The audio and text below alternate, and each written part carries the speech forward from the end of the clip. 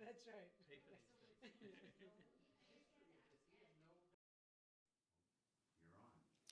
Okay, well, thank you all for coming this evening.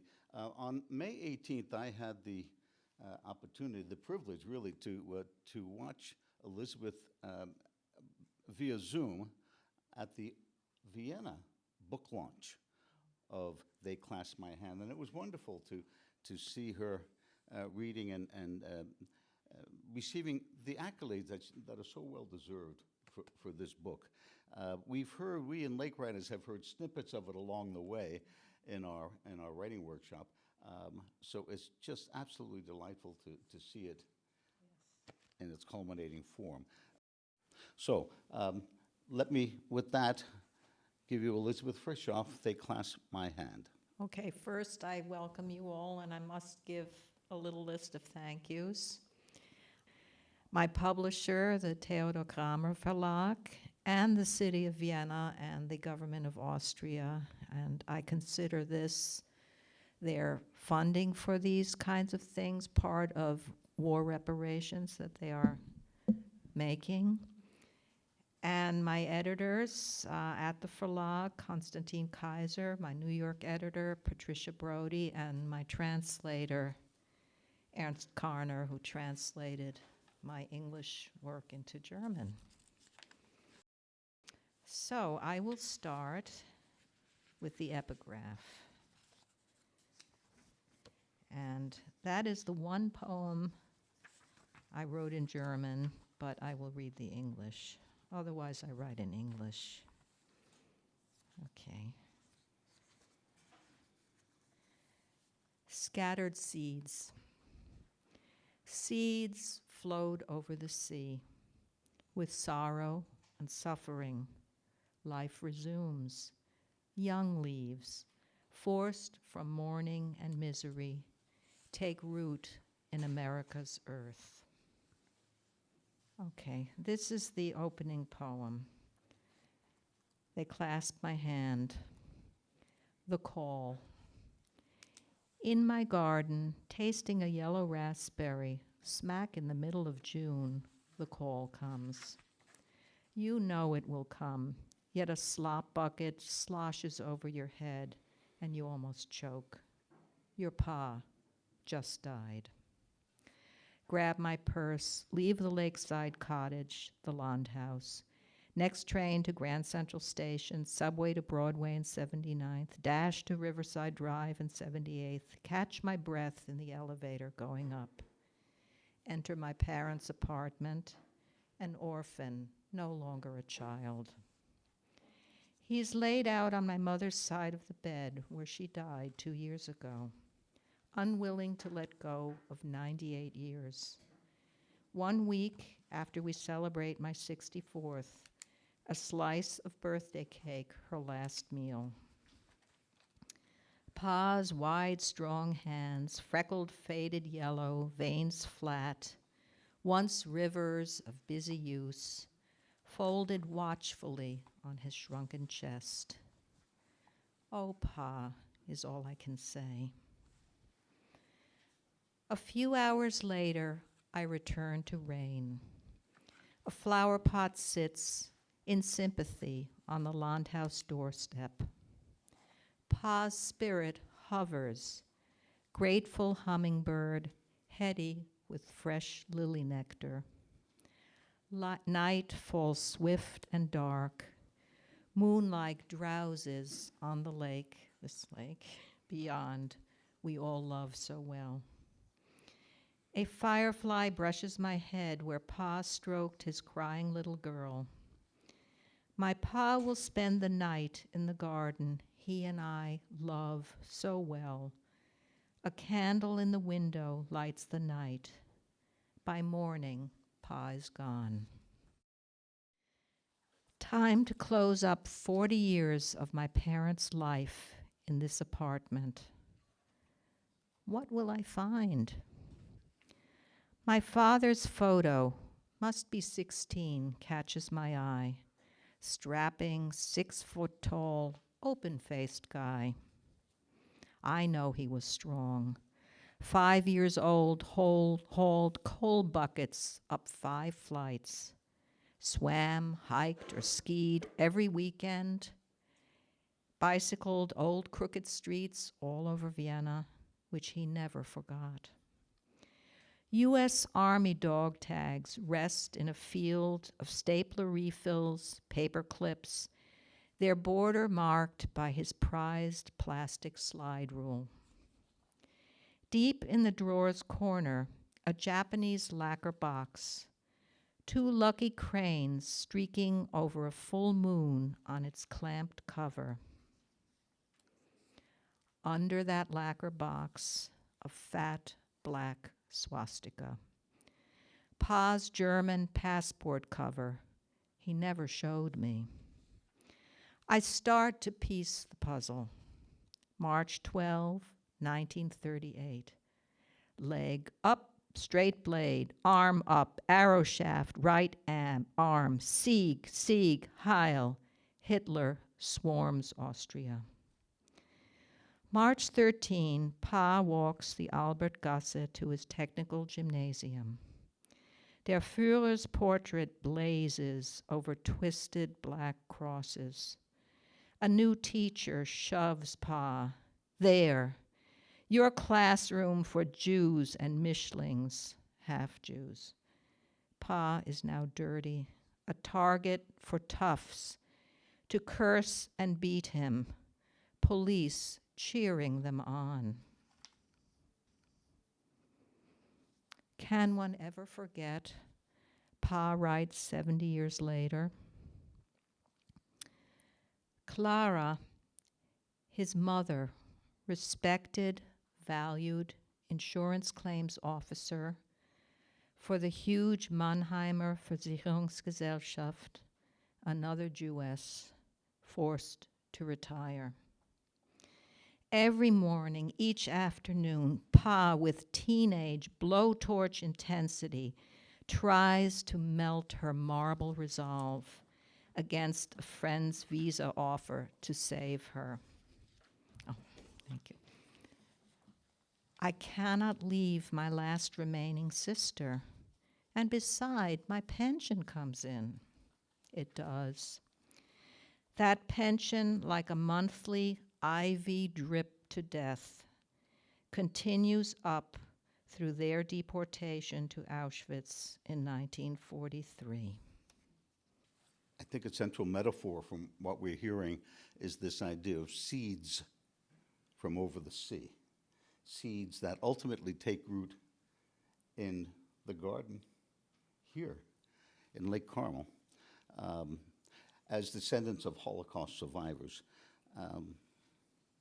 I wonder how mindful you were of a sense of being New World children, as you put it, from an early age. Was that part of your awareness as a child, or did you sort of grow into that? That was very much so. I think it was later that my parents, they really didn't talk about anything, which is very typical. Mm-hmm. And I am grateful to them because some parents really, I would say, tormented their children with what their suffering was. But it was later, when we went, which is going to come up, we took a trip back. So it wasn't really till then that I had this awareness really of the roots and the family. We still had some family left in Austria. Mm-hmm. So this one is called Doors Open, Doors Close. Have you ever listened to the sound of a hollow, a solid wood door? Wondered, do they open to the underworld or the palm of heaven? In true Viennese fashion, Ma's medical office study is a sequestered room in this sprawling apartment. Weekday pulse, clap, clap, patients' leather soles. Tup, tup, Ma's low heels. Doors open, doors close. Two mothers, Ma and medical doctor Ma, keen neurologist, psychoanalyst, kind teacher to me, psychiatrist yet to be in the kitchen, to her medical residents at the teaching hospital. We listen, learn. Like all people, some patients are nice and others are not so nice.